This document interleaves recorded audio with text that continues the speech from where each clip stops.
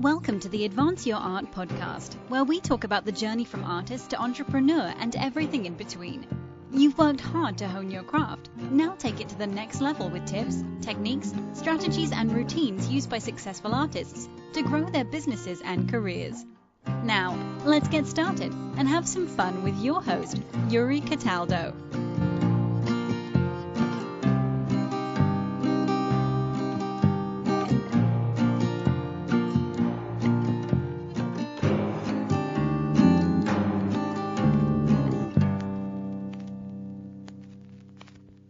Hello, Joe. Welcome to the podcast. Thank you for joining me today.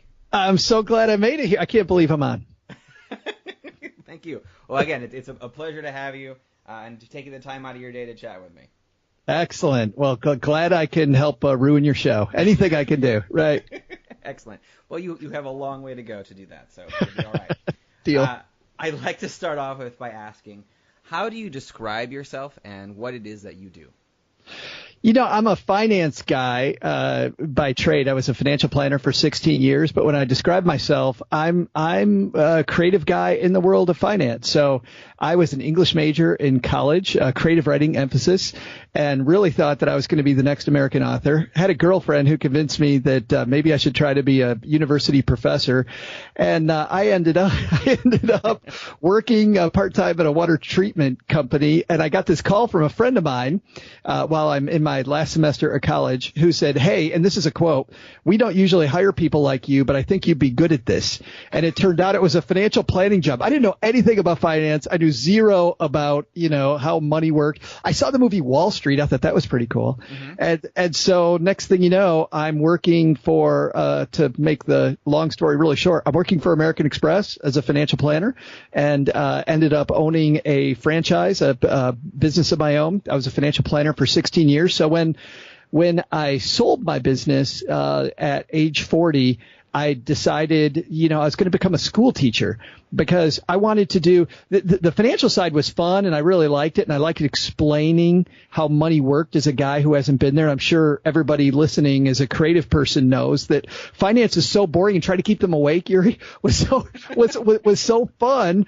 And I think it's why I was pretty successful at it. But I went back to school to become a school teacher, and I was in shorts and a t-shirt and realized between classes, because classes were so boring, I realized that I really enjoyed writing again, and I enjoyed the creative part again. And so we launched this little podcast called Stacking Benjamins, where I can put a lot of creativity into the world of money, which feeds me, as much as it feeds an audience, it feeds me. Mm-hmm.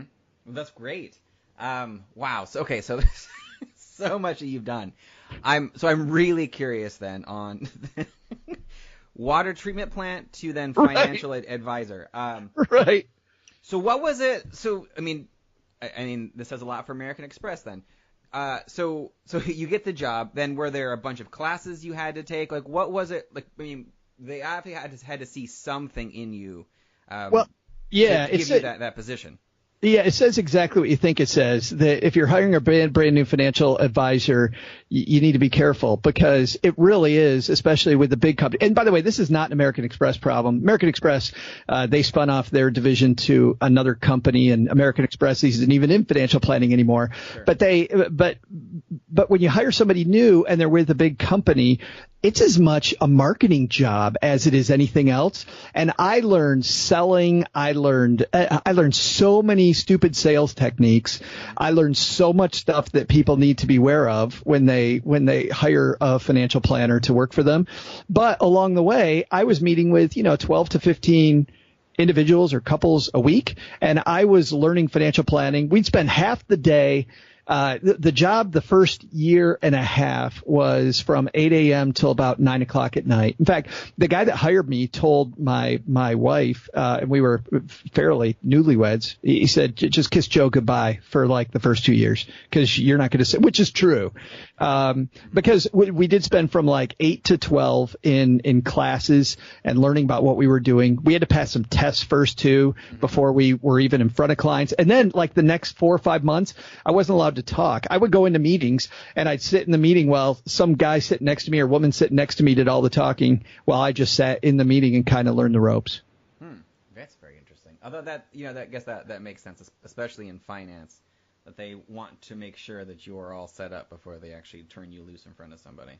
Well, and there's something else going on, which is that, they know that it's such a tough job to break into that for them, it's a numbers game. And what they also know is if you're a really good financial planner, you're not going to teach new financial planners. You're going to be doing it yourself. So the bad news about the business is that the upside potential is so blue sky that the only people that can teach you are generally failed financial planners.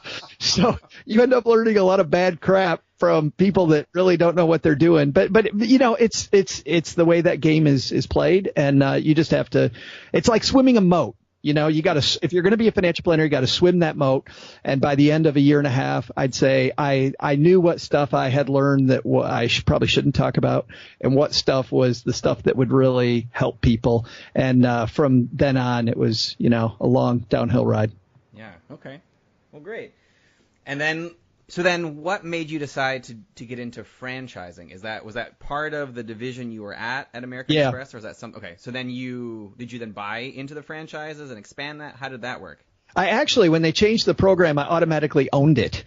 So I didn't have to put any money down toward. I had to pay a lot of money for my testing, all the tests you have to take, to securities licenses and I had tons of licenses, but the things that you had to buy there. I also had a franchise fee that I paid every month, but I don't remember having any type of downstroke, like any type of money. Now, if you get into that now and you're going to buy a franchise for a lot of companies, you do have to have that. But at the time, I got lucky. I was there when they started the system. Wow, that's great. And then what made you decide to eventually sell it and try something else? Oh boy, that's the long answer, and I think people will identify with this. I had a mentor who was in management. He kind of oversaw all of us franchisees. And one day he sent a letter. And if you know anything about finance, you know that people don't send a letter saying, giving notice when you're in finance. What you do is you leave at midnight. You take all the client files with you, right? Yes. That's what people usually do. So the fact he even sent a letter was wild. But he basically said, he's like, I really like what I do. I can't say I love it as if it's a thing I want to do the rest of my life. And I'm young enough now that I can do other things, and I've saved some money. So I've decided that, and he said, I have other mountains to climb. And what's cool is he went and climbed Mount Everest twice after he left. Yeah, it was really inspiring.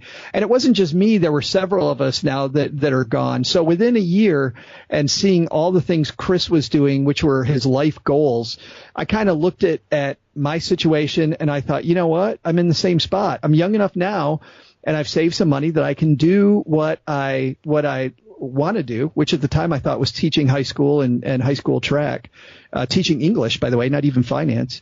I thought I could make the move then at 40, because I'd have enough time to do that career too. So that was why I left. Obviously I never looked back, but I certainly changed directions a little bit. Yeah. So what made you then, because I know you mentioned briefly about just how unhappy you were taking the classes, but so what made you decide to then not go into the teaching route and then instead start stacking Benjamins?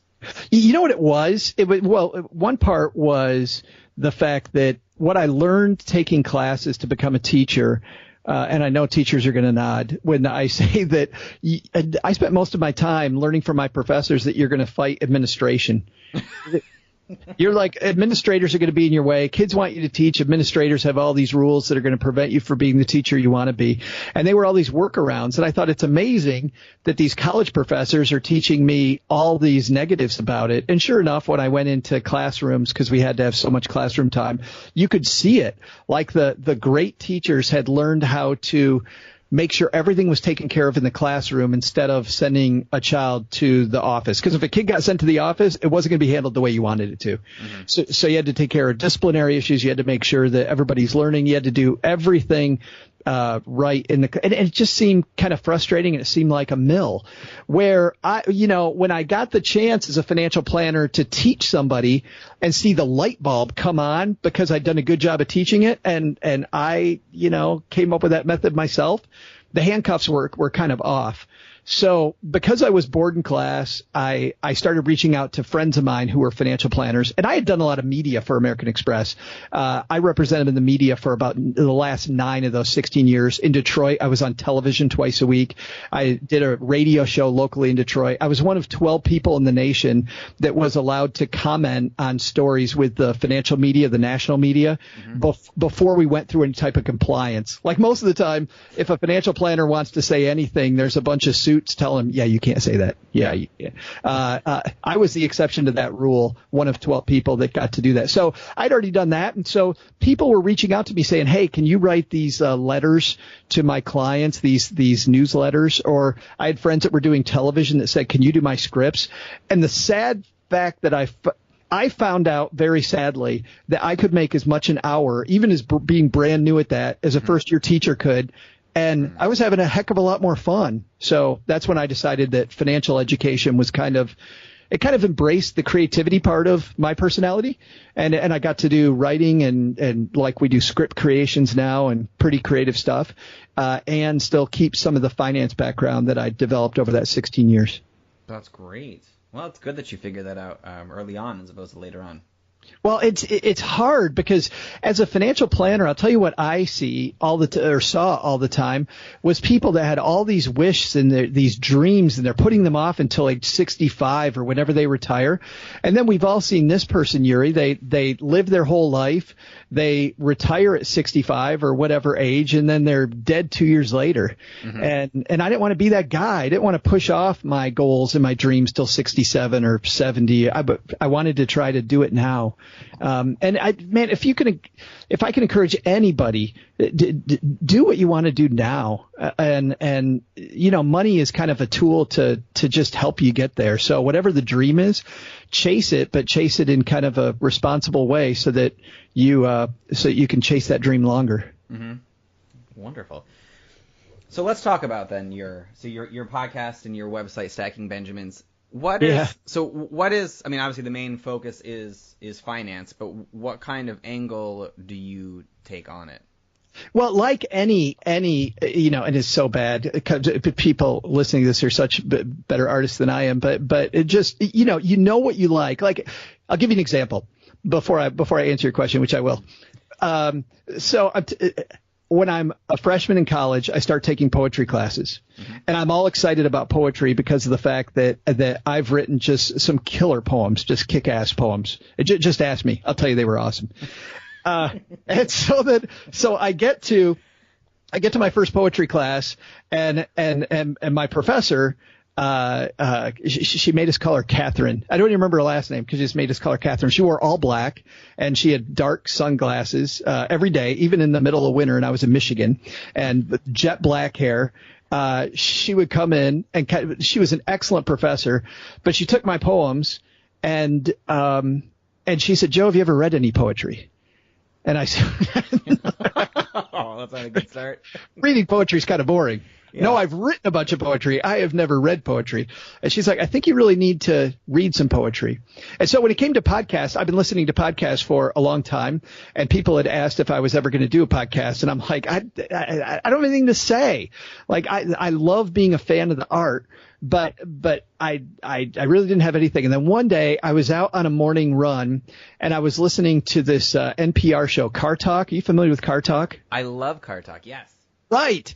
So there's these two guys, Click and Clack, for people that don't know Car Talk, and you don't learn crap about a car. You learn nothing about a car listening to Car Talk. I mean, sure, they answer questions, and sometimes they're right, sometimes they're wrong, and as you know, they kind of make fun of themselves when they're wrong.